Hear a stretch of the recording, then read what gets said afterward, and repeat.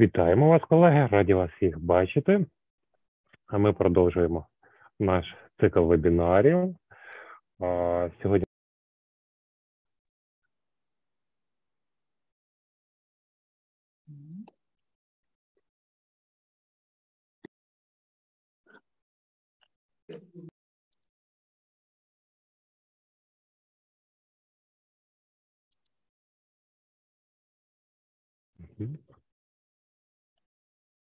так, це вже мене вибило.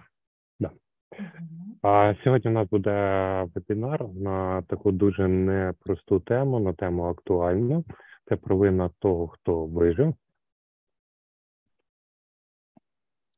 So hello everybody, and today we will have once again a webinar on a very interesting and actual topic for nowadays. So it is about the survivor's guilt. І сьогоднішній вебінар нас буде проводити Лішер. And today our speaker is dear Liz Sher. І я, як завжди, повторюся, свої вебінари Лішер проводить то, як нам подобається, чітка є структура, чітка послідовність і якраз саме така вижимка тієї інформації, яка необхідна для роботи. And also I would like to notice that as usual, Liz is providing her webinars as we like it very much. So it is quite structured. It has only that information that we need and it don't contain any other information. За це ще раз подяка Лізі. And we want to say thank you once again, Liz, for these webinars. А з перекладом нам буде допомагати Ольга Серга. And our translator today is Olga Serha. І ми робимо пряму трансляцію на наш YouTube канал, щоб ви змогли потім ще раз передивитися при потребі. And also we are making live stream on Facebook, so you will have the opportunity, and also we record it, so you will have the opportunity to watch it now on Facebook or to watch it once again after this webinar. І ми працюємо в звичайному режимі, тобто одразу йде презентація, а потім ви будете мати нагоду поставити питання Лізі. And today we work as usual. So first you will see the presentation, you will listen to the lecture, and then you will have the opportunity to ask any questions. І передаємо слово Лізі. And Liz, you're welcome to speak. Thank you for having me here today. As always, I really enjoy speaking with this group, and I'm happy to be able to present on this very important topic. Дякую вам за те, що знову мене запросили, і я завжди рада спілкуватися з вашою чудовою групою, і сьогодні я також дуже рада презентувати цю дуже важливу і цікаву тему. We can start. Oh, sorry. Yes. Yes. Да. Бачите.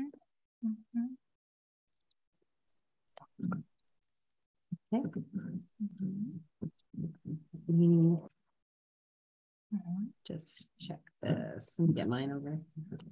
Okay. So today's topic will be on survivor's guilt. And I will start with the next slide. Так, сьогоднішня тема – це провина тих, хто вижив. What is survivor's guilt?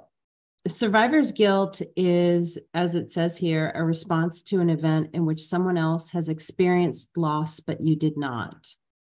І так, що ж таке провина того, хто вижив? Як і зазначено на слайді, провина того, хто вижив – це реакція на подію, під час якої хтось інший зазнав втрати, але ви не зазнали. And a lot of times survivor's guilt is associated with the loss of life, but it is not necessarily just the loss of life. І тривалий час провина того, хто вижив, асоціювалася лише з втратою життя, але, в принципі, це не є пов'язане лише з втратою життя. It can be the loss of property.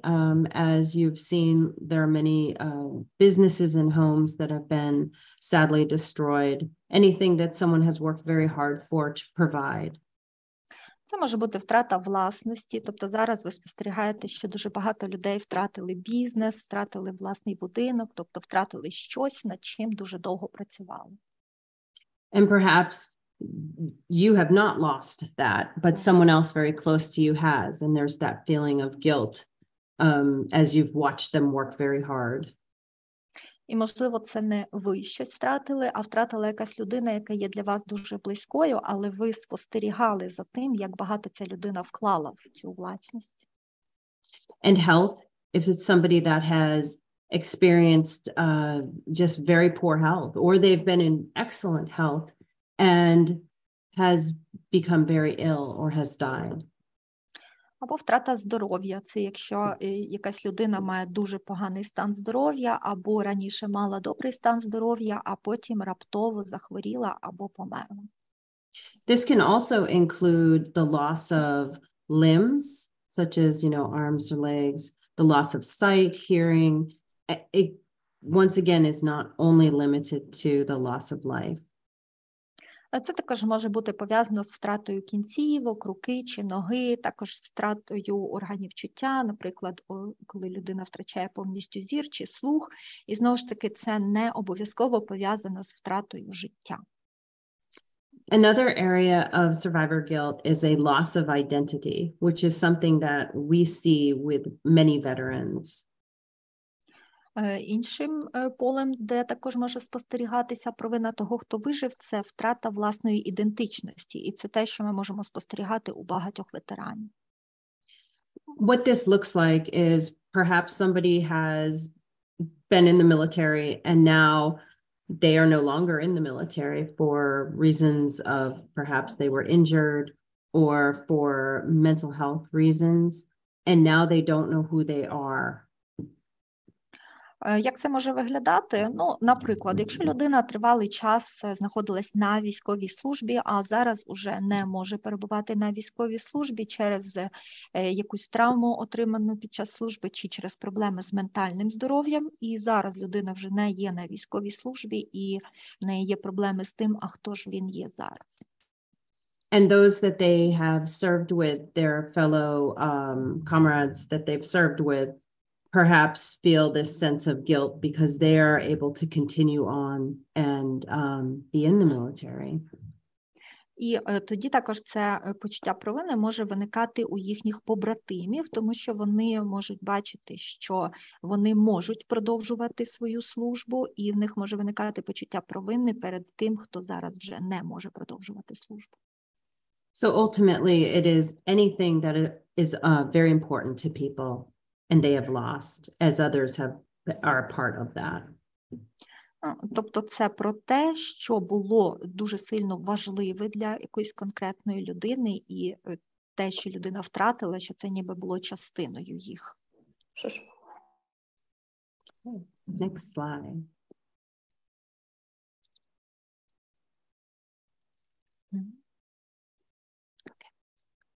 People? So who are people that could experience survivor guilt? І так, хто ж вони, ті люди, які можуть відчувати провину того, хто вижив? As I mentioned, war veterans. Як я вже згадувала, це перш за все ветерани війни. Families who have experienced wartime losses. Сім'ї, які зазнали втрат під час війни. And this could be survivor's guilt that they've lost loved ones and they were not harmed, or they felt this sense of responsibility to serve their country, but for whatever reason did not, and a family member was lost. І це може бути як пов'язане з тим, що в сім'ї втратили якогось любимого члена сім'ї, а інші залишилися живими, або також це може бути пов'язано з почуттям відповідальності за те, що мали би так захищати свою країну, але замість цього втратили когось із родини. First responders, your police, your firefighters, doctors, nurses, anyone in a serving profession. Також служби швидкого реагування, служби, які надають первинну допомогу, це поліція, пожежники, лікарі, медсестри, всі, хто виїжджає першими на місця подій. And Holocaust survivors. Також ті, хто пережив Голокост. And while while less and less of them are here with us, they were sort of the people that kind of started to where we started to see that this was actually a thing because they held a lot of guilt. Ну, і, в принципі, з часом все менше і менше таких людей знаходиться серед нас, але хочу сказати, що все ж таки ті, хто пережив цю подію, вони внесуть в собі дуже велике почуття провини. Here in the United States, a lot of our 9/11 survivors І у нас в Сполучених Штатах Америки дуже багато це мають ті, хто вижив під час подій 11 вересня. Cancer survivors. Ті, хто пережив рак. And when cancer survivors are going, or cancer patients are going through treatment, they become very close with those that are in the treatment with them, and they survive, and their close friends have passed on. І коли людина починає лікування раку, вона дуже сильно зближається з іншими людьми, з якими вони проходять це лікування паралельно. І коли хтось із тих, хто стає їхніми приятелями під час цієї процедури, помирає, то ті, хто вижив, вони мають дуже велике почуття провини. Transplant recipients is actually very interesting. Реципієнти трансплантатів – це також досить цікава категорія. They have been waiting for a heart. I'll use a heart, for example. They've been waiting for a heart, and suddenly someone dies and is a good match, and they learn about that person, and perhaps they feel a sense of guilt that they shouldn't live on while this person should have. Що ця людина чекає на якийсь орган, до прикладу, серце, і вона чекає, і тут раптово хтось помирає, але виходить так, що серце підходить цій людині, і тоді людина щось дізнається, якусь інформацію про цю людину, серце якої її пересадять, і тоді в людини виникає почуття провини, що вона залишиться жити замість тої людини, яка помре для неї. Crash survivors, that can include an automobile, a train, any type of survivor of an accident. І також люди, які пережили автокатастрофу, це може бути автомобільна аварія, аварія поїзда, літака, будь-яка аварія. And with those crash survivors, that can include somebody that witnessed a crash or a traumatic event. І окрім тих, хто, власне, був учасником цієї аварії, також може виникати ці почуття, можуть виникати у тих, хто був свідком якоїсь аварії, в якій загинув хтось. Natural disasters, floods, earthquakes, fires, any type of natural disaster where someone has survived. Ті, хто пережив стихійні лиха, тобто наводнення, землетруси, пожежі, тобто будь-який тип природних катастроф, природних стихійних лих. And suicide, the families that are left behind, the family and friends, you often hear, what did I miss? I could have called, I could have visited. That is a sign of survivor's guilt. Також ті, хто втратив члена сім'ї через самогубство. Тоді виникають такі думки, що я ж міг якось цьому запобігти, чому я вчасно не позвонив, чому я вчасно не навідав, не прийшов. Тобто у цих людей отаким чином проявляється відчуття провини того, хто вижив. And parents who outlive their child, you hear many people say the last thing a parent wants to do is bury a child. And they may look at all of the wonderful experiences that a child as they grow could have experienced, that the parent has, you know, gotten married, had children, worked and felt good. And now their child can't do that. So parents too. І також батьки, які переживають свою дитину, тобто батьки, які втратили, а самі живуть далі. Ви, мабуть, чули багато раз таку фразу, що останнє, що хотіли би батьки в цьому житті мати, це поховати власну дитину.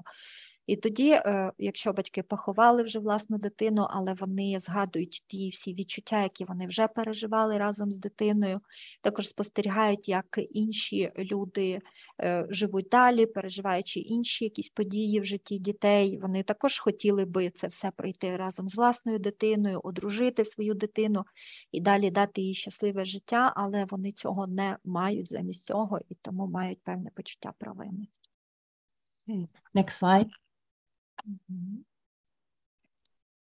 So survivor's guilt can look very much like post-traumatic stress. І почуття провини того, хто вижив, досить схоже на симптоми ПТСР, посттравматичного стресового розладу. So as you can see from the list of symptoms, very, very similar, if not exact symptoms of post-traumatic stress. І як ви можете побачити з цього переліку симптомів, то воно дуже-дуже схоже на ПТСР, якщо і не сказати, що приблизно таке саме. And you can see where with those events, such as natural disaster, death of a child, surviving cancer, those actually meet the criteria for a post-traumatic stress disorder. І так, якщо ви звернете увагу, то такі фактори, наприклад, як природні катастрофи, смерть власної дитини чи пережити рак, в принципі, ці події відповідають критеріям ПТСР. One area that I want to highlight is at the bottom. І один з цих симптомів я хотіла би виділити, і він в самому верху. Restricting happiness or feeling joy. And that is often because they feel that if they feel happiness or joy, that they are disrespecting or dismissing the person that has had a loss's life. Тобто, вибачте, не вверху, а внизу, тобто обмеження відчувати щастя та радість. Тобто такі люди вважають, що в ті моменти, якщо вони відчувають щастя чи радіють якісь події, то це буде певна неповага чи зневага до людини, яку вони втратили чи яка загинула. And survivor guilt is considered more of a symptom than a specific mental health condition. Але також у почутті провини того, хто вижив, ще є також певні специфічні ознаки, які більше пов'язані саме з ментальним здоров'ям. Even though it's considered a symptom, it does not make it any less serious because it is such a difficult situation and place that these people are in. Але хоча ми це називаємо симптомами, то це не применшує їх значимості, тому що зазвичай вони вказують на те, що все ж таки людина пережила досить серйозну ситуацію і зараз знаходиться також в досить серйозному стані. And like all traumas, if it is left unaddressed, it can lead to long-term emotional distress. І як і будь-які травми, якщо досить довго не звертати на них увагу, то вони можуть привести до довготривалого емоційного дистресу. Which this could include thoughts of suicide, risky behaviors. І також ці симптоми можуть включати і підвищену суїцидальну поведінку або ризиковану поведінку.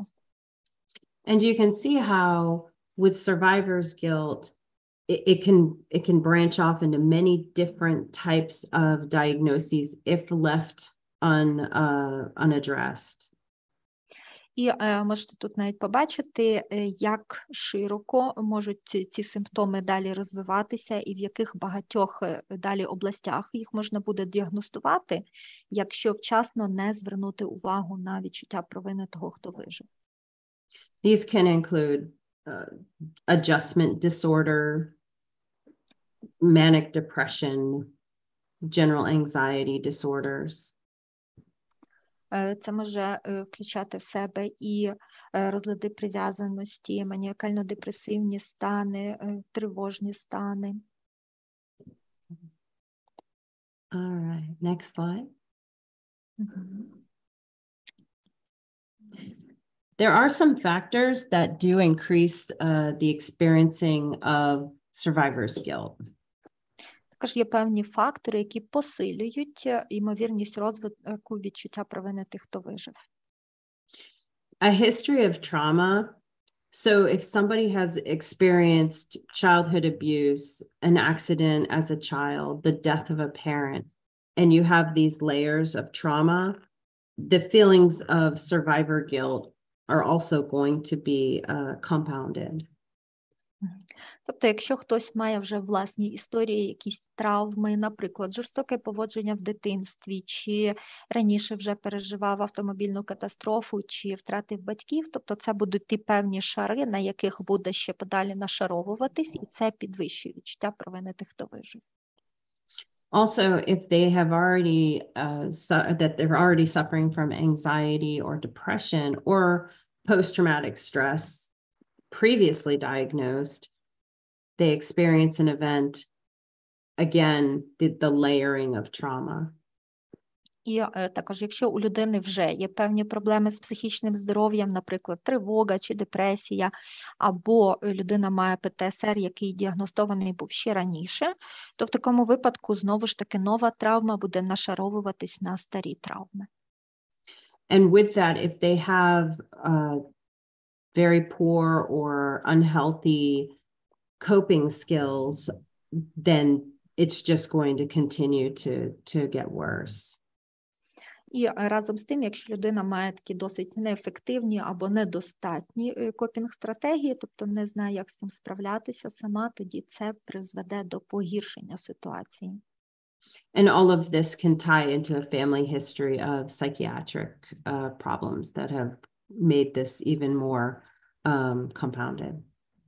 І знову ж таки потрібно звертати на сімейну історію людини, і якщо в ній вже є наявність якихось психіатричних проблем у родичів, близьких родичів, то це також може наближувати людину до того, щоб мати цей синдром. And a lack of support from friends and family. We know that a very strong support network is so important. Також, якщо людини є дуже мало підтримки з боку друзів та родини, тому що ми знаємо, наскільки важливим є оця мережа підтримки людини. And if you're working with an individual that has many layers of the trauma and an event happens and they are experiencing survivor guilt, sometimes family or friends may not understand, and you could hear comments such as, get over it, how long are you going to hold on, types of things.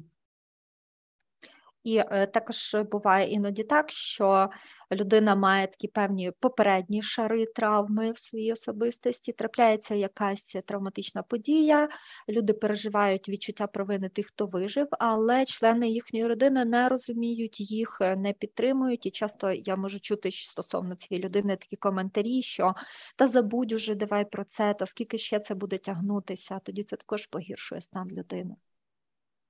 And this lack of support is going to impact the survivor's guilt because the survivor is already feeling this immense amount of guilt. And now you add that they should get over it, or it's enough time has passed. So it's going to increase those feelings of guilt. І оця відсутність такої підтримки з боку найближчого оточення, вона досить сильно впливає на відчуття провини тих, хто вижив, тому що людина вже мала в собі це відчуття провини після попередніх травм, і зараз вона ще має відчуття провини за те, що вона не може переступити через ці проблеми і знову ж таки зависає в цій травмі. Тобто ніби пройшло вже достатньо часу, але людина не може ще відновитися. І тоді це все ще більше посилює її відчуття провини того, хто вижив. And lastly, alcohol or drug use. There could have been alcohol or drug use during the time where an accident occurred, an overdose or an overdose. І знову ж таки, вживання алкоголю або наркотиків. Досить часто зустрічається вживання алкоголю або наркотиків під час або одразу після травматичної події. І також досить часто люди починають вживати це все більше і більше, і з часом починають ще більше вживати. So there could have been someone that was driving that was intoxicated, and there was a car accident, and everyone in the car sadly died, and that person was the only survivor.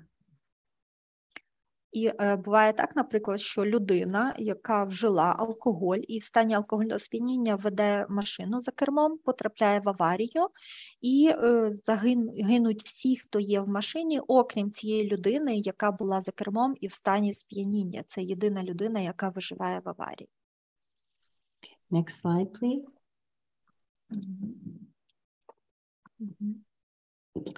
Now, once the trauma has happened, there are many other factors and emotions that the survivor will feel. І після того, як травма вже відбулась, є дуже багато відчуттів і емоцій, які буде переживати людина з почуттям провини вижившого. There's a great sense of regret leading up to the events. Людини буде дуже велике відчуття жалкування про те, що призвело до цієї події. They will ruminate over the events. У них будуть присутні румінації щодо цієї події, тобто повторні, нав'язливі прокручування в голові думок про цю подію. And with that rumination, it keeps them stuck in a cycle that just continues to make the guilt even more pronounced. І ці румінації, ці постійні думки, вони призводять до того, що людина потрапляє в таке певне замкнене коло оцих думок, повторюваних про подію, і це, в свою чергу, також значно посилює силу значення цієї події і почуття провини вижившого. Thinking about what they could have or should have done. Також людина багато думає про те, що вона могла би зробити або повинна була би мати в тій ситуації. And with that, they tend to look back and overestimate their ability or their responsibility in the situation that occurred. І з усіма цими думками людина постійно ніби озирається назад цю ситуацію і значно переоцінює свою здатність якось знати наперед результат цієї події і якось на нього вплинути. And by rehearsing the events in their minds, all they're going to do is continue to re-traumatize themselves. Але з цим постійним повторювальним прокручуванням цієї події в голові все, що людина досягає, це лише повторна власна ретравматизація. So when they overestimate their responsibility or ability to have controlled the outcome, І коли людина знаходиться в такому стані значної переоцінки власних можливостей передбачити вихід цієї ситуації чи якось запобігти цьому результату, we call that a exaggerated sense of responsibility. Ми це називаємо перевищене відчуття відповідальності. If you use the examples of a natural disaster, perhaps a hurricane, one person could not have prevented a hurricane. They could have perhaps not known the impacts of these storms, but somehow in their minds, they've created these scenarios where they could have done things differently. І, наприклад, якщо взяти якусь природню катастрофу, наприклад, ураган, тобто це та катастрофа, на яку, в принципі, ніхто не має ніякого впливу, ніхто не може запобігти наслідкам цієї катастрофи. Але людина з травмою того, хто вижив, вона буде все ж таки створювати подумки в голові, якісь певні сценарії, в яких вона буде знаходити якісь можливі шляхи свого власного впливу на цю стихію і на результати. The primary population of people that I work with are military members who have experienced war trauma. І основна верства населення, з якою я працюю, це бувші військові, які перебувають в стані травми. With this, when they are retelling their stories, and I ask them, what could have been different? What could you have done? Their responses are interesting. І коли вони мені переказують свої історії, я завжди їх питаю, а що могло би піти по-іншому, а що ще ви могли би зробити? І іноді відповіді досить цікаві. One particular soldier that I remember was very low ranking. Один солдат, якого я згадую, він був досить таки, мав якби невелику власну відповідальність тій події, яка відбулась. And there was an order that was given by a very high-ranking general to his unit. От, і він виконував наказ іншого, такої високопоставленої особи, яка мала велику якби, силу і відповідальність цій ситуації. Він виконував наказ цієї особи стосовно власного підрозділу. And when I asked this soldier what at their rank, very like maybe the lowest rank in the military, I asked them, what could you have done? І коли я запитала цього солдата, а що ви відповідно до вашого рангу в цій військовій структурі, тобто, цей ранг, він, мабуть, це найнижчий ранг в військовій структурі, тобто, що ви відповідно до свого рангу, що ви могли би зробити? And the response was, I could have told the general, no, we're not going to do it. Він сказав, що я міг би сказати цьому генералу ні, і я міг би відмовитися, що я не буду це робити. And as most people know, if you go against an order from a high-ranking official, you're going to get in trouble. Але я думаю, що більшість вас знає, що в військовій структурі, якщо ви йдете проти наказу якогось вищого по рангу, то у вас будуть великі проблеми. And with that exaggerated, almost distorted sense of responsibility, the survivor tends to have this idea that they could assume the position of someone that was directing those orders. І знаходячись от в цій позиції з цими відчуттями значно перевищеного і майже викривленого відчуття відповідальності, людина дійсно вважала, що, в принципі, хтось повинен би був прийняти до уваги його думку і його цю відповідь ні. Which we know is not realistic. And part of working with survivor guilt clients is helping them change that thinking. Але ми знаємо, що це досить нереалістично, і, в принципі, частина роботи з людьми, які мають почуття провини того, хто вижив, то це допомогти їм позбавитися цих нереалістичних думок. Other areas, I work primarily, like I said, with military. If someone was driving in a vehicle and they hit a bomb. І, як я вже сказала, що я переважно працюю з військовими, і бувають такі випадки, наприклад, якщо хтось був за кермом якогось транспорту і було бомбування. The vehicle could have been completely destroyed, and the person would say, well, I should have been in that vehicle, even if they've never been in the vehicle or they had never done a mission such as that. І буває так, що цей транспортний засіб буде повністю зруйнований, і людина може тоді думати про те, що чи я повинен був бути би в цьому транспортному засобі, навіть якщо людина ніколи не була в цих транспортних засобах і ніколи не була в такій місії, де треба було використовувати саме цей транспортний засіб. And as you can see at the bottom, the sentence says, there are times when guilt may have a legitimate cause, but there is little or nothing that a person could do to prevent or change the outcome. І буває так, як ви можете перечитати в самому низу слайда. Тобто бувають випадки, коли провина може мати якусь певну законну причину, але в тій ситуації людина досить мало що могла би або і нічого не могла би зробити, щоб якось запобігти чи змінити результат. The guilt is coming from a place of deep emotion. The survivors are not people that were looking to create danger for people. They were not looking to put anyone in any type of situation of loss. І варто розуміти, що це відчуття провини, вона йде з дуже глибокого емоційного шару, з дуже такої емоційної глибини людини, яка це переживає.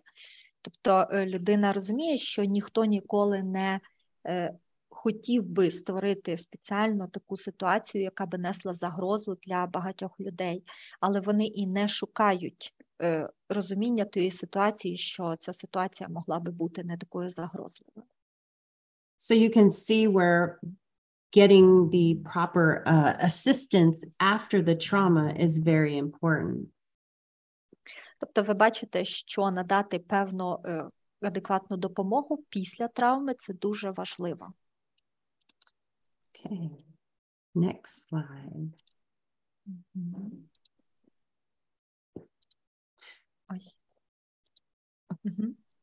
Okay. There's often, as I mentioned before, these false beliefs. Як я вже казала перед цим, ті, хто вижив, досить часто дотримуються певних хибних переконань. They even experience distorted ideas and images. Досить часто вони відчувають навіть такі певні перекручені образи, бачаться в перекрученому образі, або мають такі певні перекручені ідеї стосовно того, що сталося. And as mentioned previously, this distorted control that they felt looking back that they had. І, як ми вже говорили раніше, вони можуть відчувати певний спотворений контроль, який вони могли би мати під час події, коли вони озираються назад в час тої події. With many military soldiers, we see the belief that they could predict or prevent an outcome. There is no way in many situations that they could prevent or really predict what was coming. І в багатьох тих військових, з якими я працювала, досить часто виникають такі переконання, що вони насправді могли би якось передбачити результат і могли би якось цьому запобігти, хоча насправді в тих ситуаціях вони ніяк не могли передбачити результат і вже точно не могли нічого зробити для того, щоб якось запобігти тим наслідкам, які відбулися.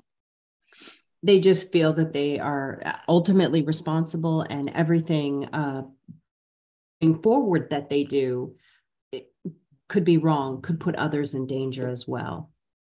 Вони просто відчувають таку ніби автоматичну свою відповідальність за те, що відбулося, і вони автоматично відчувають власну відповідальність за те, що вони наразили на небезпеку інших людей. Below the quote says that research shows a link between survivor guilt and submissiveness and introversion. І знизу слайда можете прочитати про те, що дослідження показують прямий зв'язок між почуттям провини того, хто вижив, і покірністю та інтровертованістю людини. This is where we see people are afraid to drive, afraid to make decisions, afraid to move on with their lives. І часто ми можемо бачити, як доказ цього, що люди часто бояться водити машину, бояться приймати певні рішення, бояться якось рухатися вперед по життю. And this can cause even more mental health issues in their lives. І це може також призвести до багатьох інших проблем в сфері ментального здоров'я протягом життя.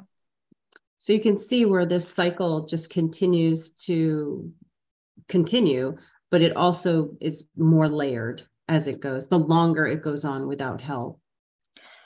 Тобто це коло, яке неможливо розірвати, воно так і триває, і протягом життя воно само не розривається, воно продовжує бути колом, але воно обростає більшістю шарів, якщо ця ситуація триває довго і на неї не звертають увагу і не допомагають людині.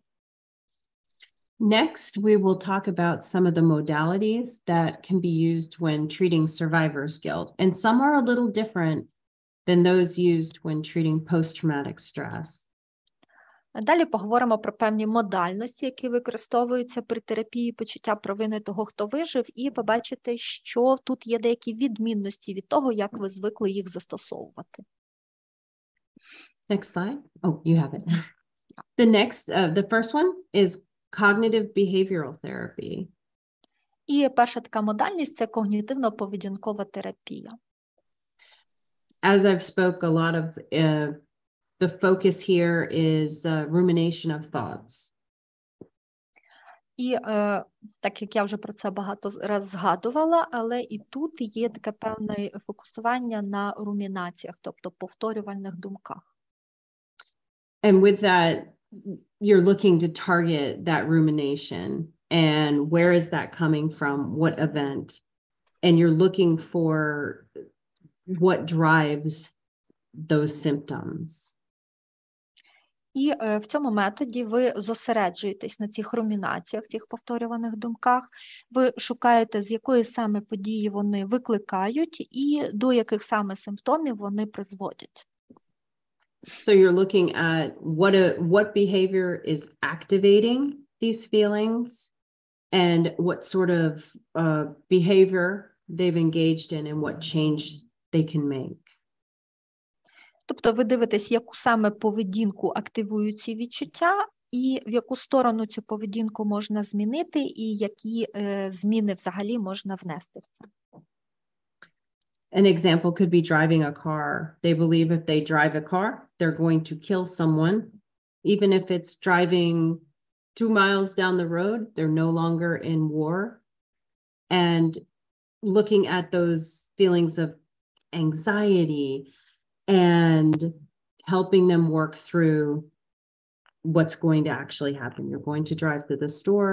Is it realistic that this could happen? You're no longer in a wartime environment.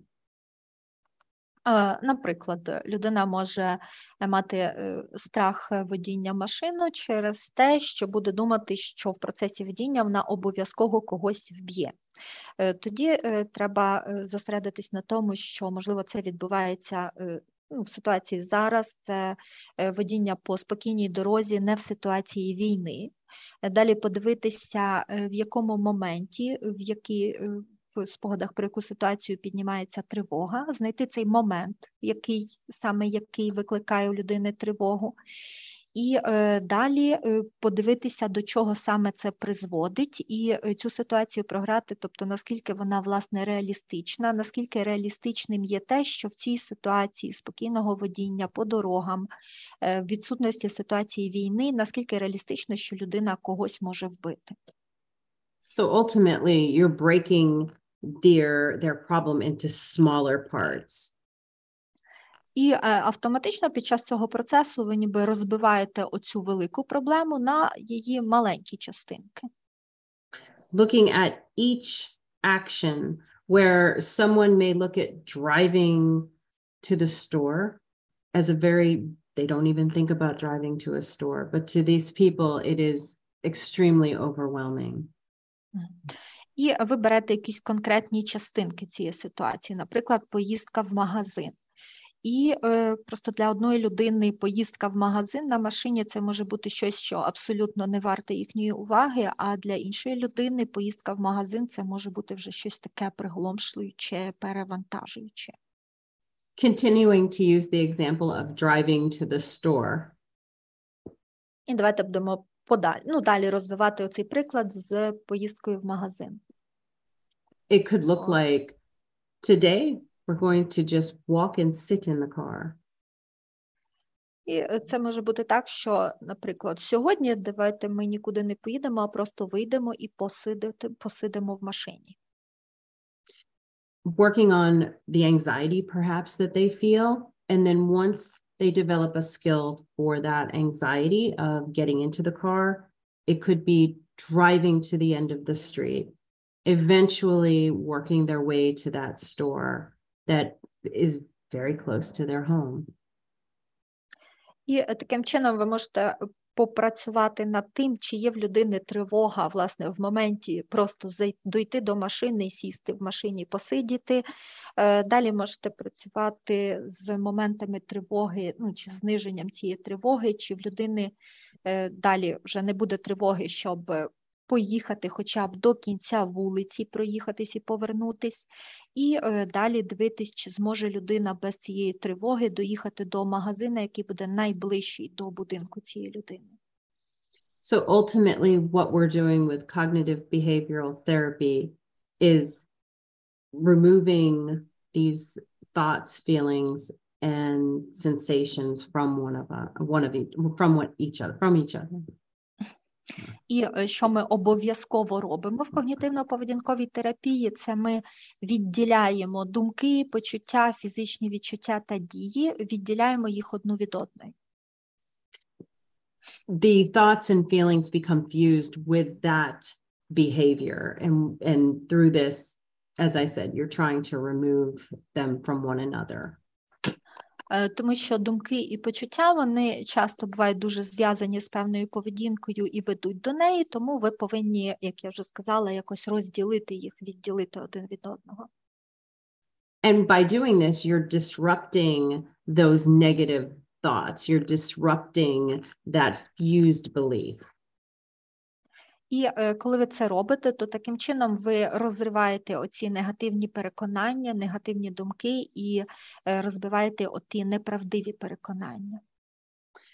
So what that actually does, as it says here, it is encouraging acceptance of the fact of survival. І що саме робить ще ця терапія, як зазначено на слайді, 4-та строчка, що поступово і потихеньку людину готують до, власне, прийняття самого факту нею її виживання. So now they're seeing driving as a normal everyday occurrence and not connected or fused to the traumatic event that they experienced. І з часом людина водінням машини буде сприймати як якусь таку просту буденну рутинну справу і не буде пов'язувати її з тими негативними відчуттями чи діями. You can also work with them looking at more optimistic experiences. Perhaps they drove across the country to visit family with no issues prior to the event, bringing in these more positive memories and positive experiences that they had in doing that action. І також ви можете працювати з людиною на викликання певних оптимістичних думок, які були б дотичні до цієї ситуації. Наприклад, про машину ви можете заохочувати людину поїхати в подорож через всю країну, щоб навідати родичів, не шукаючи тут якоїсь дотичності до тої проблемної ситуації, а просто акцентуючи увагу людини на тих позитивних моментах, які вони можуть мати з цієї ситуації. And the next slide, please.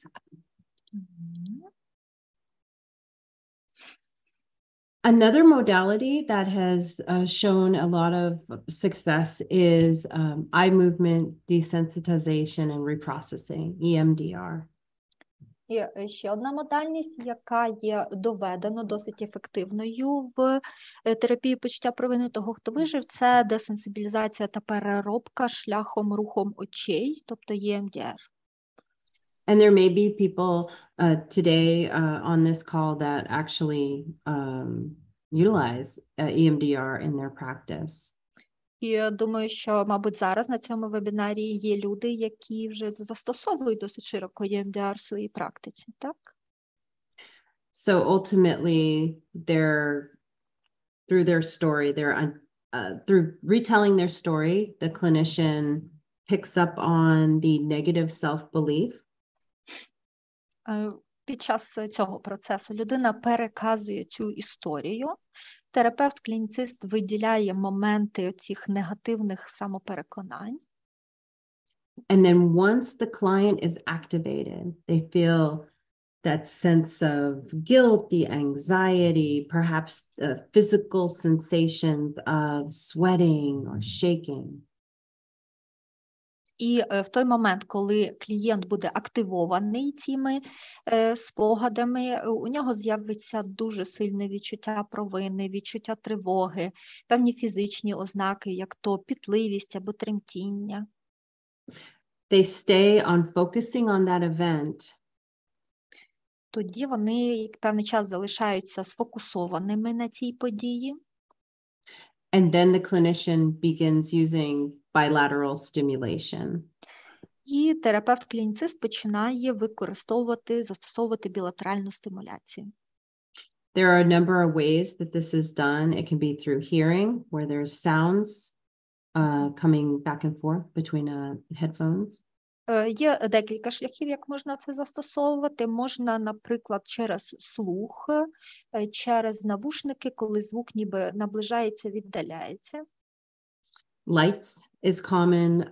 Most common is tapping, where they can tap the person's knees. Також це може бути за допомогою світла, тобто світло, яке вмикається, вимикається. Також це може бути за допомогою тепінгу, тобто постукування. Тоді терапевт постукує коліна клієнта. And another is using the finger where the eyes follow the finger as another form. Ще одною формою це є використання пальця, коли терапевт водить з боку в бік перед обличчям клієнта, а клієнт слідкує за пальцем. Ultimately, anything that's going to cause the left and right side of the brain to kind of go back and forth, that bilateral movement. Але все це обов'язково має одну ознаку, тобто воно залучає ліву і праву півкулю до певних рухів, ніби вперед-назад, туди-сюди. And similar to well, not the same, but similar to cognitive behavioral therapy, they're breaking down the events and rewiring the memory, the way the memory is understood. І схоже на дію КПТ, але зовсім не так. Також цей метод, він також розбиває цю подію, розділяє її на події, але змінює оту послідовність подій в розумінні самого клієнта. And with this technique, you can talk to people and a lot of people will say, we don't know why this works, but it opens communication between your unconscious and subconscious mind. І якщо в подальшому з людьми якось обговорювати цю техніку, то більшість вам скаже, що я не знаю, як саме вона працює, але в принципі ця техніка відкриває і створює певну комунікацію між свідомістю та підсвідомістю людини. And you hear the term unlocking, and it's unlocking memories. And with those memories, it could be the real thing that happened, where the young person was not able to influence that older experienced military officer that made the order and took responsibility. І також, мабуть, ви чули такий термін там розблокування чи відкривання. Тобто цей метод, він відкриває певні спогади, відкриває шлях до них і, можливо, відкриються людині, наприклад, якісь спогади, коли він був ще молодим військовим і він не мав ніякого впливу на рішення більш досвідчених військових, які віддавали певні накази, і тобто ці накази треба було дотримуватися, виконувати, і не мав ніякого впливу на результат цих наказів. So when they are triggered, they're able to understand the emotion, where it's originating from, and then rationalize the traumatic event. І далі, в подальшому, коли у людини ці емоції також будуть знову виникати внаслідок якогось тригеру, людина вже буде здатна зрозуміти ці емоції, розуміти, звідки саме, з якої події вони виходять, і також вже буде мати здатність собі раціоналізувати ці події, сама собі їх раціонально пояснити. And it is so important when someone is seeking this treatment that they find a provider that is certified and has had extensive training. Ну і також дуже важливо, коли людина з цією проблемою шукає собі допомоги, то дуже важливо, щоб людина звернулася саме до сертифікованого спеціаліста і до людини, яка мала, добре навчена і мала тривалий і хороший досвід тренінгів. Because as you could imagine, if you're starting to unlock things in the conscious and subconscious mind, a person could become extremely activated, and depending upon what that looks like in the mind, it can cause more damage. Тому що можете собі тільки уявити цю ситуацію, коли ви відкриваєте цей зв'язок, розблоковуєте спогади, відкриваєте зв'язок між свідомим і підсвідомим, то там можуть бути якісь певні такі спогади, які можуть призвести людину до надмірної активації, і в подальшому ситуація буде розвиватися залежно від того, що саме відкриється там з підсвідомості. Тобто може бути так, що це може призвести людину до ще більшого пошкодження. Next slide, please.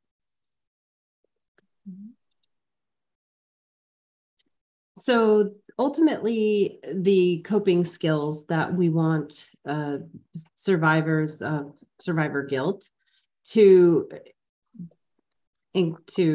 gain are they need to learn to grieve, and that grieving is okay. І один з тих навичок, які ми маємо надати людям, які відчувають почуття провини того, хто вижив, і ця навичка стане для них значним шляхом до подолання цього почуття провини, ми повинні їх навчити сумувати, навчити горювати і сказати, що відчуття суму та горювання, воно є нормальним. And there is no set time to grieve. For some people, it can take a short amount of time. And then for others, it's longer. You may feel that you're okay, and then years later, it may come back. But there's no set time that someone is supposed to grieve. І також немає такого чітко встановленого часу на сум та горювання після події. Тобто комусь треба більше часу, комусь менше. Хтось може швидше перестати сумувати за тим, що сталося, але через деякий час знову повернутися до цього стану суму та горювання. Тобто для кожної людини це відбувається в своєму ритмі, але для кожної людини це повинно відбуватися, і це нормально. The absolute worst thing that someone can tell another person who's grieving is how to grieve, that they should be over it, or, it wasn't that big of an event.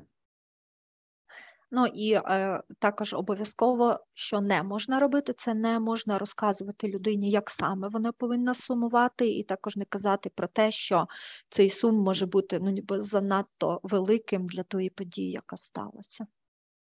So encouraging them to do something positive, as most tend to isolate.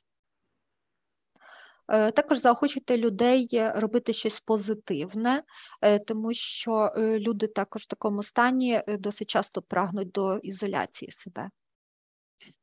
Being able to get out and live again, because a lot of the people that experience survivor guilt, they stop living. They isolate, they no longer participate in activities, they no longer interact with family or friends. Також заохочуйте людину будь-яким способом піднятися і просто жити далі. Тому що досить часто люди з почуттям провини вижившого, вони ізолюють себе від суспільства, перестають приймати участь в будь-яких родинних справах чи переривають стосунки з друзями. And with the help of a therapist or other friend or trusted professional, being able to learn to focus on the outside factors, as I've discussed today. І також за допомогою терапевта або друга, або іншої якоїсь особи, якій людина довіряє, намагайтеся спонукати її зосереджуватися на зовнішніх факторах, які призвели до тої події чи до того результату події, а не зациклюватись на собі, своїй ролі там. So ultimately, learning self-forgiveness and being able to sit with the feelings that they're feeling and just, as I say, ride the wave and accept the feelings. І також обов'язково навчіть людину процесу прощення самого себе і спонукайте її зосереджуватись на цьому стані, як я вже казала, знаходити певні правильні хвилі свого стану і зосереджуватися на них, на спокійному стані до самого себе. Yeah, acknowledging those feelings, because when you try to stuff those feelings away, eventually they come back, and that's where the distorted thinking can come from. І також, як я вже казала, варто усвідомлювати всі почуття, які приходять до людини, і просто розуміти, що вони є. Тому що відкидання певних почуттів, воно призводить до того, що ці почуття будуть повертатися, і вони можуть також повертатися в викривленому стані. Okay, well, that concludes my presentation. At this time, the next slide is questions.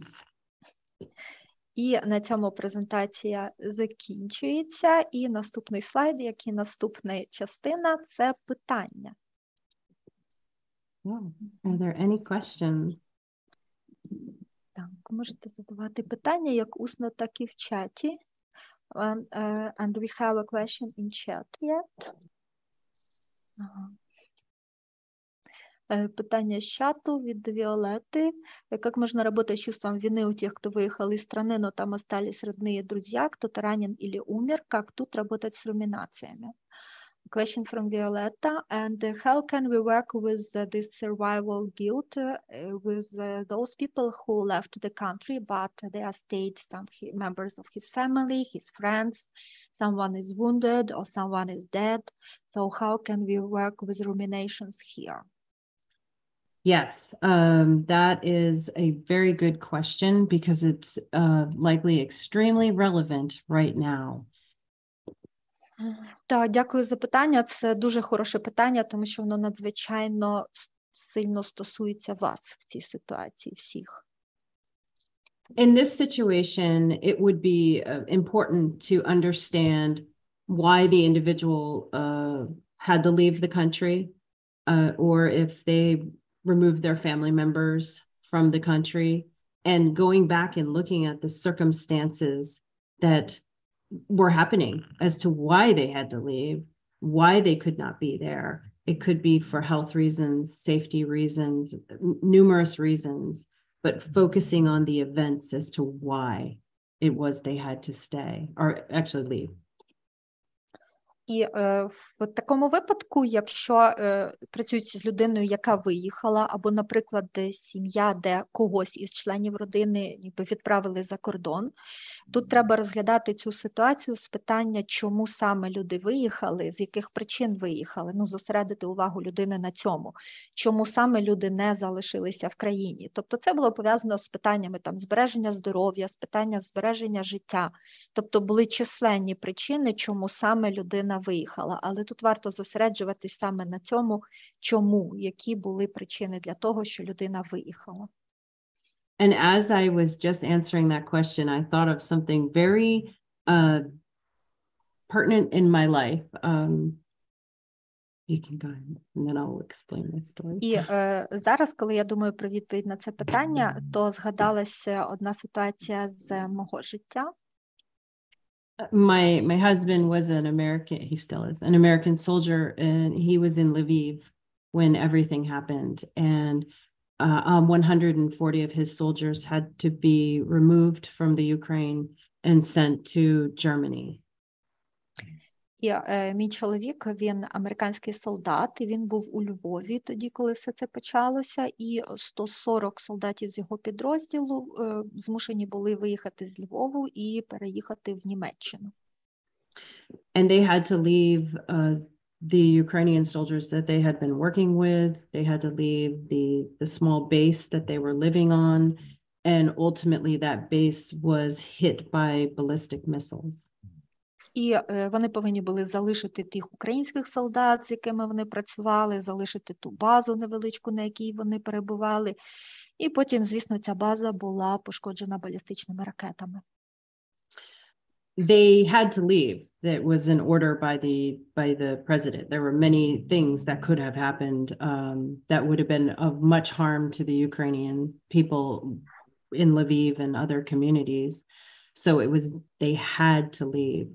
But the thoughts that they kept saying were, what would have happened if we stayed? Would it have changed?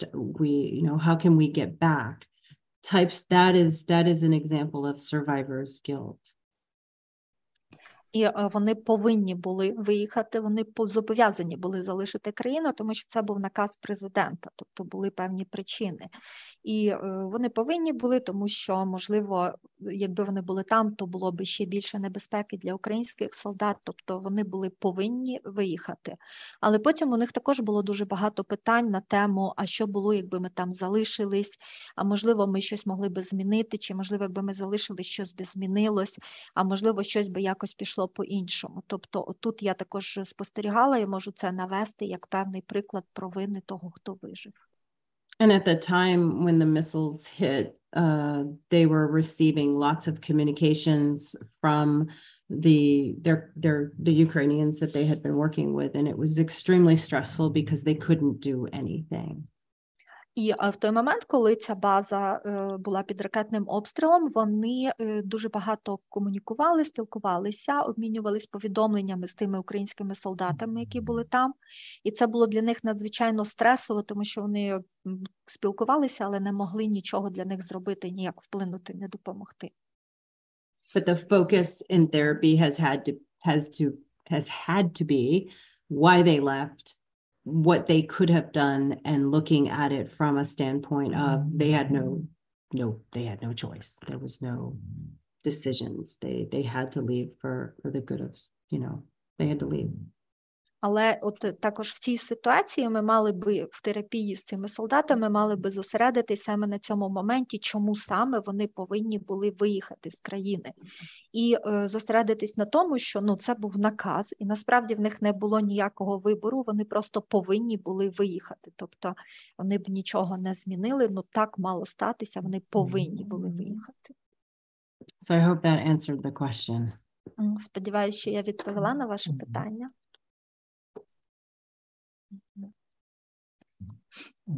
Наступне питання з чату від Оксани. Які точки опори і нові патерни поведінки можна формувати під час процесу самопрощення? Бо коли почуття провини забираємо, маємо сформувати якесь нове відчуття. На чому правильно акцентувати? Another question from Oksana. So what kind of supportive points and new behavioral patterns should we form during the process of self-forgiveness? Because when we are kind of removing the process of guilt, so we should form something new, some new feelings. So what should we put accents more on? What should be correct? Very good question. They always ask excellent questions. So you can share. Дуже чудове питання, просто надзвичайно чудове питання. Which is why I love doing this. Тому що насправді дуже, дуже люблю такі питання. So some people struggle with this word, and that word is acceptance. And the acceptance of what has happened. It does not mean that they agree with the event. They acknowledge and they accept that it has happened. And that is difficult for some people, but the acceptance of this happened, and also of finding a way to maybe honor those that were lost, what those people would have wanted. And you see people going and serving others and volunteering, just different things where they've acknowledged and accepted the trauma, but helping them move forward. І тут хочу сказати одне таке слово, з яким, до чого ми всі прагнемо в цій ситуації, це прийняття, тобто прийняти те, що сталося. Тобто не погодитися з тою подією, а просто її прийняти. Так, це може бути дуже важко, але варто прийняти ситуацію, прийняти, що вона сталася, і також, можливо, можна знайти якийсь шлях до вшанування того, кого ми втратили. І вшанувати це таким чином, як, можливо, хотіла би ця людина, яку ми втратили. Чи, можливо, там можна було би піти волонтерити десь в тому напрямку. Тобто основна ідея – це прийняти, усвідомити, що ця подія так вже сталася, і далі з цим рухатися далі по життю. So that doesn't mean that they have to accept, or some people interpret that as they're forgetting about the trauma, they're forgetting and they're just moving on. But that's ultimately not what is happening. They're acknowledging, they're accepting it, but it doesn't mean that they're forgetting about it. І це не те прийняття, як деякі люди іноді вбачають в цьому слові, що треба просто забути про подію, забути про травму, переступити і йти далі. Ні, це зовсім не це. Це усвідомити цю подію, прийняти її, але точно не забути про неї. Can you hear me? Yes.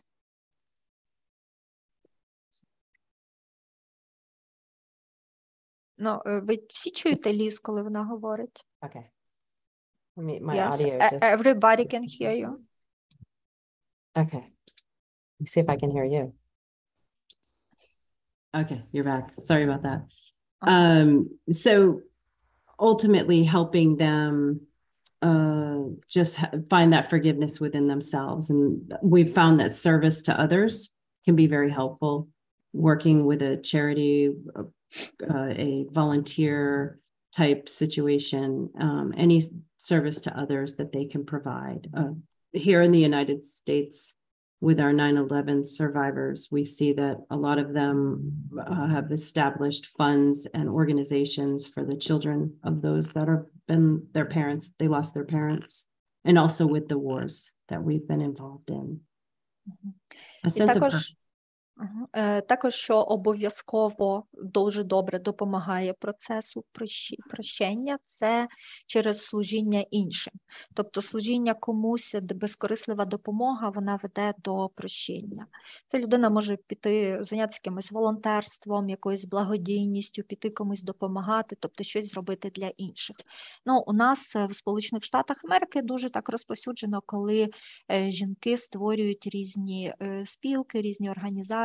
Це можуть бути, наприклад, жінки, які втратили дітей, чи там жінки, які втратили чоловіків на війні, і вони займаються цією такою діяльністю благодійною. У нас це дуже розповсюджено.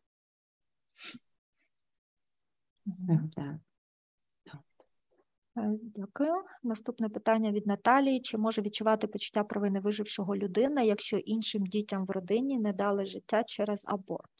Next question from Natalia. So can a person feel this feeling of guilty of survivor if other children in the family were not born because of the abortion? Oh, yes, absolutely. Very good question. Yes. Так, насправді так. І дякую, це дуже чудове питання. You see that in cases of when a child has been aborted, miscarry, or even gaps in the ages between children. Perhaps they were unable to, do certain things, but absolutely in the case of an abortion or miscarriage, it falls right in line. Так, дійсно може бути. Це може спостерігатися у випадку аборту, також може у жінок після викидню, також якщо, так буває, коли між дітьми занадто великий проміжок часу, але у ситуації, де були зв'язані аборти, так, це відчуття досить часто виникає. And in that situation, it would go back to why that decision had to have been made. And it could have been they were unable to, they were too, they couldn't provide, or there was a situation that occurred where that very difficult decision was made. So going back to that and focusing on that area is very helpful in helping them work through what they're feeling now. І тут також в цій ситуації досить добре сконцентруватися на питанні чому було прийнято таке рішення, чому жінка не могла б далі виношувати цю дитину. Тобто була якась ситуація, а це дуже важке рішення, але що ж спонукало жінку прийняти це важке рішення. Тобто важливо повернутися назад в ту ситуацію і розглянути, чому саме тоді було прийнято таке рішення, і далі вже працювати з тими відчуттями, які жінка має зараз по відношенню до тої ситуації, яка була тоді. Наступне питання. Підкажіть, будь ласка, як працювати з почуттям провини у військового медика, який злякався під час штурму і впав в ступор та не зміг бути із своїм підрозділом? Next question from Ruslana. Tell us, please, how can we work with this feeling of guilt in a military medical worker who was too much afraid during the combat action? He fell into the stupor state and could not be together with his unit. Okay. So let me make sure I've got this right. It was a military doctor? Yes. And he was removed from his unit or from his soldiers? А уточніть, будь ласка, пані Руслана, це був військовий лікар, якого після цього вилучили, тобто відокремили від його підрозділу? Ліс уточнює. Ні, не відокремили. No, this doctor was not removed from the unit. Okay, Просто so не міг брати участь в бойових діях через те, що впав в ступор, так? Ну, да, так виходить, що хлопці пішли, а він залишився, він просто закрився, він не зміг поворушитися. І це вже було два рази. Це було. І отак ось. So this doctor was not removed. And it was just a combat action when all the unit just went forward. They were forcing something. And this doctor, because of this great fear, he fell into the stupor state. He just unlocked in a room and was not following the unit. And it was twice. So now he need help. So there was this great sense of fear, and perhaps he had a fear that he wasn't able to carry out his duty, his job as a doctor. Тобто тут є величезне відчуття страху, і, можливо, тут провина в тому, що він не може продовжувати виконувати свої обов'язки як лікаря через цей страх. Ну, страх ні. Страх в нього смерті йде, але в нього є вина про те, що він не може допомогти своїм, і їм допомагають інші люди. Ну, то, от так. І, виходить, і підрозділ він покинути не може. І не знаю, і з цим почуттям, тобі ж почуття страху з однієї сторони, і з другої сторони почуття провини за те, що він не може допомагати. А тут почуття страху в тому, що йому 19 років. So, well, so from the one side, so it's not a doctor, it's probably a nurse, a man. So he has a great fear of death, but here he has a great fear, a great sense of guilty because he cannot follow his unit to help them. So he cannot help his unit. And there are some other people who are helping that unit while he's not following them. And so this is a fear from the one side, but from another side, it is a great fear, a great guilt that he cannot help his unit. But also this doctor is only 19, so he's quite young man. Okay, yeah, I think in this case, wow, this is actually a good example for kind of what I've been talking about. At the age of 19, I'm sure the skill set is not as big as maybe someone who's in their 40s, 50s, or someone who's been practicing. Да, дякую. Тут дійсно це чудовий приклад того, про що я говорила. І знаєте, дійсно цей вік 19 років, я думаю, що тут також багато що в цьому криється. Тобто в цієї людини ще не настільки великі навички, як справлятися з цією ситуацією, як, наприклад, могли би бути в людині, якій там вже 40-50 років, тобто з тою людиною, яка вже має більше практичного досвіду. And what a huge role the position that they have, a critical position they've been put in during this time of unpredictability and much loss, and many people have been injured. So a young person in such a role with perhaps very little experience. І оця роль цього медика, яку він там виконує, тобто це, ну так, на жаль, зараз він перебуває в цій позиції, в яку його так поставили, яка сповнена непередбачуваних ситуацій, непередбачуваних втрат, можливо, смертей. Це така надзвичайно критична позиція, але він змушений там перебувати, його туди поставили. So focusing on that rational piece that you're very young and the fear is normal, normalizing those feelings and helping them understand where that fear is coming from and that sense of guilt. Тому в цьому випадку так, йому треба сказати, що в тебе стільки страху, тому що ти молодий, і це нормально. Нормалізуйте йому цей страх, тому що дійсно в його віці це нормально. І тоді вже попрацюйте з того, що саме, з чого виходить цей страх, а з чого виходить почуття провини. And if this unit has experienced losses, you know, this medical person may be looking at it, I could have prevented those losses or future losses. So really looking at what they can control and what they can't control. І якщо в цьому підрозділі вже були якісь втрати, то цей молодий медик мабуть, може думати про те, що він міг би запобігти тим втратам, чи якось запобігти якимось наступним втратам. Тому тут ще треба зосередити його увагу на тому, що реально, що він може контролювати, а що він не може контролювати. It's difficult, very difficult at that young age. Але це важко, це дуже важко в цьому такому юному віці.